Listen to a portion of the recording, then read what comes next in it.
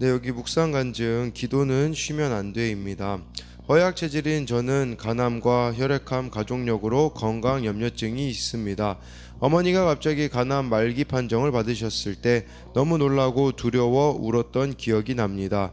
온 가족이 어머니 병 낫기를 기도하던 중 저는 큐티 모임에서 인생의 목적은 거룩이다라는 말씀을 들었습니다.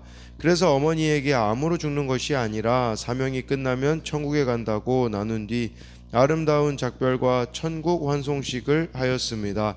이후 날마다 큐티하며 말씀으로 기도하게 되었고 특히 아플 때 주님과 깊이 만나는 회개의 시간을 보냈습니다. 얼마 전 동생이 악성 림프종 4기 판정을 받았습니다. 이에 저는 매일 큐티하고 공동체의 중보 기도를 받으며 동생의 암 투병을 도왔습니다. 그런데 동생은 수술 후 몸이 나아지니 의학이 발전해서 고쳐진 것이지 기도해서 나은 게 아니라고 꿰맞추지 말라고 했습니다. 삼남매 모두 49세 무렵에 발병되었기에 동생은 9수라 그렇다며 두려워할 뿐 주께 엎드리지 않았습니다.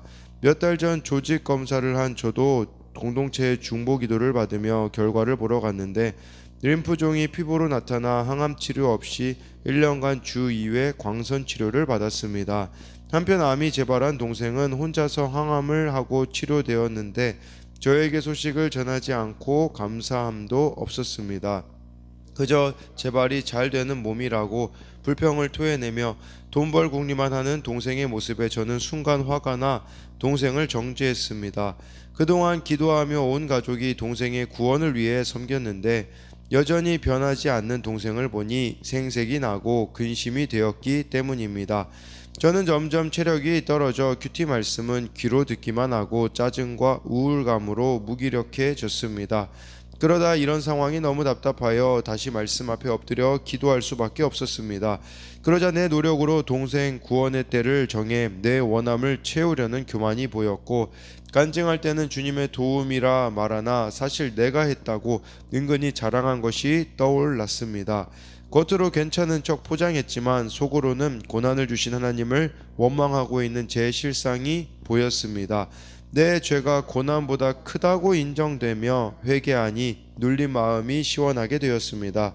딱 맞는 구원의 때까지 기다리며 동생에게 생명을 대속하는 은혜가 임하기를 기도합니다. 적용하기입니다. 동생에게 나도 너와 똑같아 라고 말하며 간증하겠습니다. 교회 온라인 기도회에 10분 이상 참여하여 지체들의 기도 제목에 댓글을 달겠습니다. 네, 이렇게 이 묵상 간증에 나와 있는 이런 부분들을 보게 되면요. 점점 체력이 떨어져 큐티 말씀은 귀로만 듣고 짜증과 우울감으로 무기력해졌다라고 하잖아요. 그 가운데 다시 말씀 앞에 엎드려 기도할 수밖에 없었고 자기 노력으로 동생의 구원의 때를 정함으로 내 원함을 채우려는 교만이 보였다라고 하잖아요. 그러면서 마지막에 고백, 내 죄가 고난보다 크다고 인정되며 회개하니 눌린 마음이 시원하게 되었다라고 하는데요. 그러니까 내 죄가 고난보다 크다라고 인정이 됐을 때 정말 참 회개가 일어나고 회복이 이루어지게 된다라는 것을 이 묵상 간증을 통해서 우리는 알 수가 있습니다. 오늘은 이 출애굽기 30장 1절부터 16절까지의 말씀인데요. 오늘은 분향할 제단에 대하여서 이렇게 나와 있습니다. 이 성막 뜰에 있는 번제단 말고요. 이 분향할 제단은 성소 안에 있었습니다. 그래서 1절 말씀에 너는 분향할 제단을 만들지니 곧 조각목으로 만들되 2절부터 또 5절까지도 보면 길이가 한 규빗 너비가 한 규빗으로 네모가 반듯하게 하고 높이는 2규빗으로 하며 그 뿔은 그것과 이어지게 하고 3절에 제단 상면과 전후좌우 면과 뿔을 순금으로 싸고 주위에 금태를 둘을 찌며 4절에 금태 아래 양쪽에 금고리 둘을 만들되 곧 그 양쪽에 만들지니 이는 제단을 매는 채를 꿰을 곳이며 5절에 그 채를 조각목으로 만들고 금으로 싸고 라고 하는데 저 이미지를 이렇게 가지고 와봤어요. 그래서 여기 보면 저 분향할 제단이라는 것은 크기가 길이가 여기서 뭐 위에 그 제단 같은 경우는 다 한 규빗으로 됐고 높이가 2규빗, 그래서 약 1m 정도가 되었다라고 볼 수가 있어요. 그리고 여기 4절부터 5절에 나와 있는 그 채를 꿰는 거는 옆에 있는 저 고리와 저 매는 채를 다름으로써 이 성막은 언제든지 이동했어야 됐기 때문에 그 이동하는데 들고 갈 수 있게 이렇게 만들어졌습니다. 근데 1절에 이 분향할 제단을 만들라고 하는데요. 이 분향할 제단이라는 것을 원어로 보면 무슨 뜻이냐면요. 향의 연기가 올라오는 제단, 이런 뜻이에요. 향의 연기가 올라오는 제단이라는 뜻으로 지성소랑 가장 가까운 곳에 있었었거든요. 그러니까 이것은 마치 시내산에서, 이 성막이 만들어지기 전에 하나님이 시내산에서 불과 구름 가운데 임재하신 그 모습으로 이 성소에서 향과 연기 가운데 임재하실 것을 보여주는 것이라고 할 수가 있습니다. 많은 이렇게 정확하게는 언급되어져 있지 않아서 추정할 수 있고 생각해 봐야 되는 것은 이 분향할 제단을 기도의 제단으로 상징하기도 합니다. 그러나 이것은 뭐 정확한 근거라고는 좀 찾을 수가 없는 부분이긴 하지만, 그래도 많은 견해로 봤을 때 이 분향할 제단은 기도로 이렇게 상징을 하기 때문에 끊임없이 하나님 앞에 이 기도가 올려져야 된다라고 말할 수가 있습니다. 그래서 이런 관점으로 보자면 1절부터 5절에 대한 적용 질문은 내 기도 가운데 치우치거나 부족한 부분은 무엇이 있나요? 다른 사람의 영혼 구원을 위해 쉬지 않고 기도하며 그리스도의 향기를 전하고 있습니까?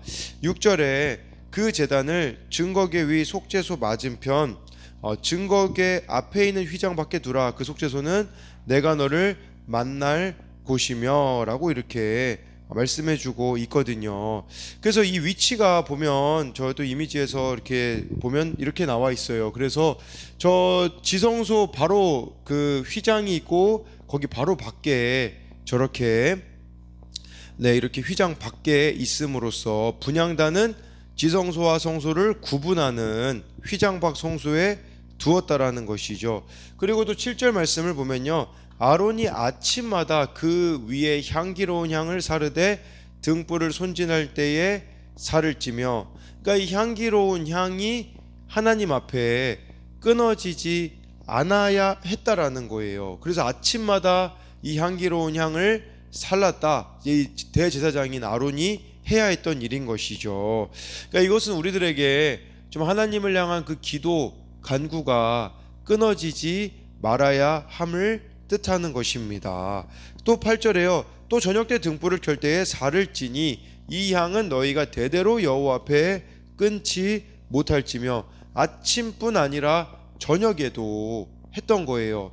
그러니까 어제 말씀하고 연결시켜 보자면 이 아침 저녁으로 상번제를 제사장들은 드려야 했고, 아론은 또 아침 저녁으로 이 향을 또 이렇게 하나님 앞에 드려야 했다라는 것을 말씀해주고 있는 것은 정말 이것은 우리의 기도가, 어제는 아침 저녁으로 번제 드리는 것은 뭐 어떤 의미로 봤을 때 주야로 말씀을 묵상하는 거라면, 여기서는 기도도 동일하게 이 말씀과 기도가 같이 가야 됨을 우리들에게 보여주는 것이라고 할 수가 있습니다.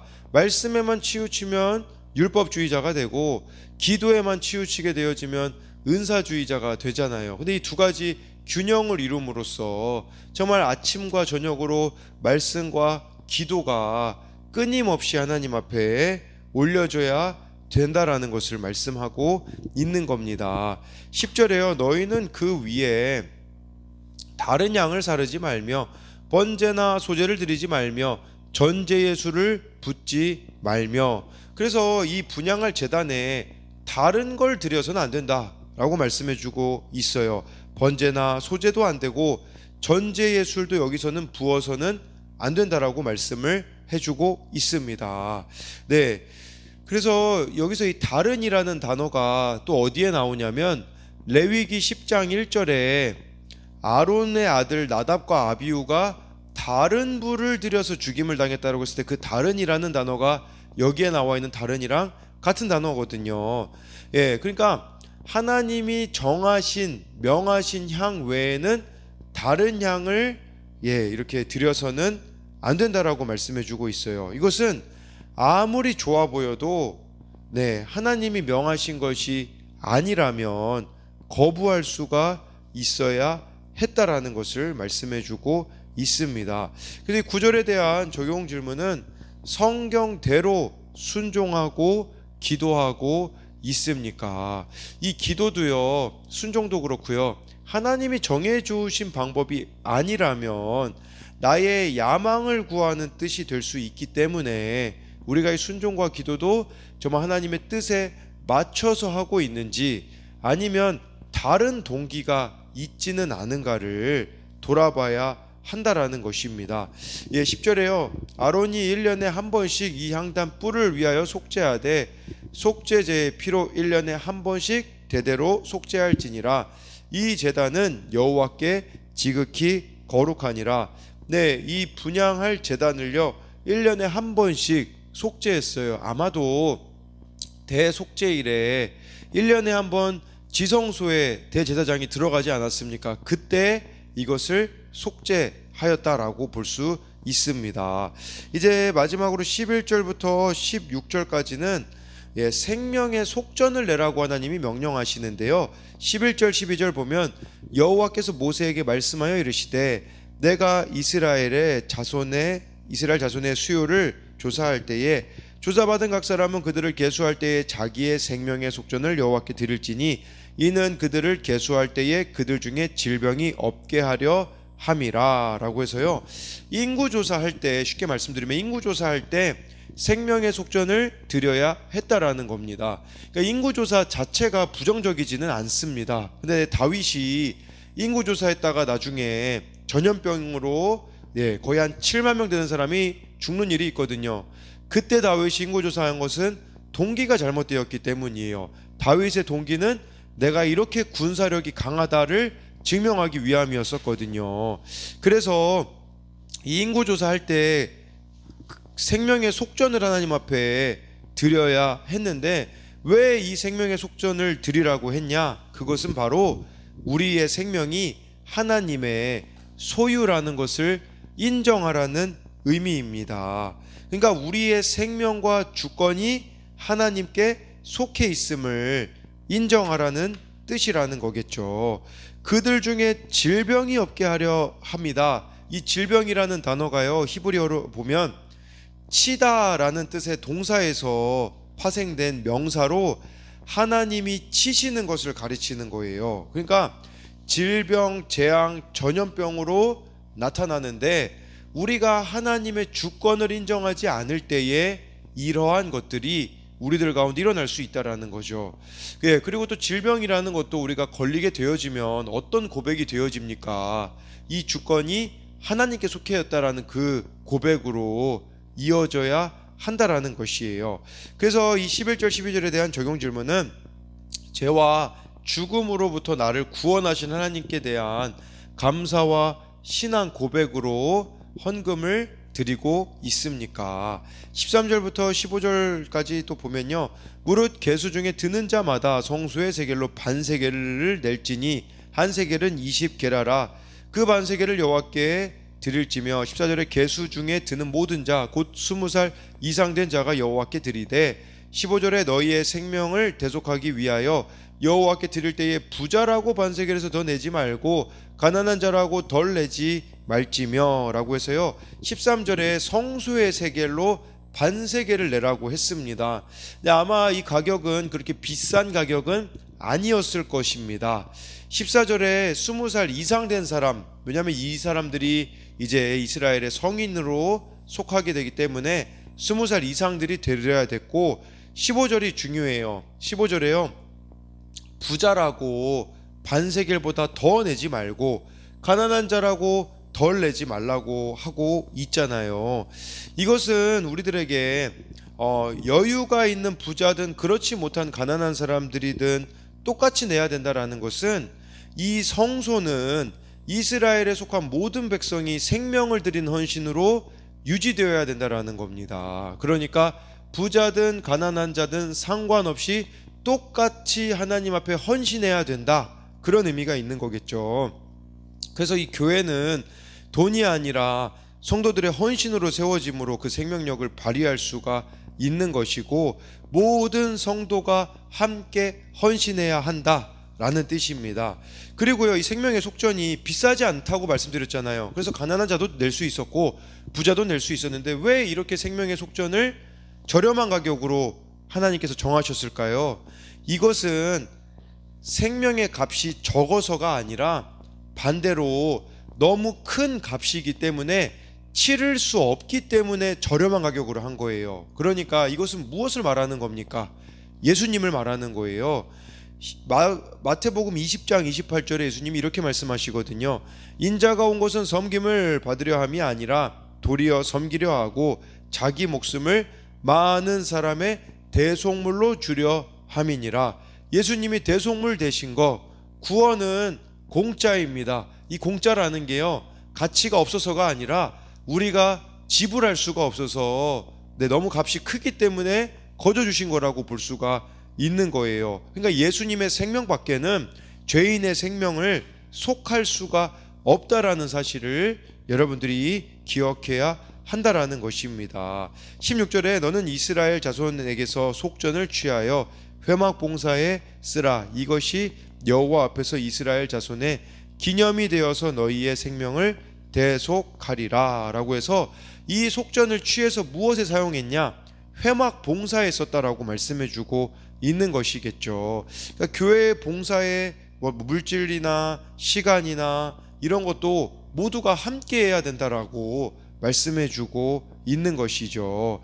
네, 그래서 이것에 대한 적용 질문은 구원 사역을 위해 내가 주께 드려야 할 물질과 시간과 봉사는 무엇이 있습니까?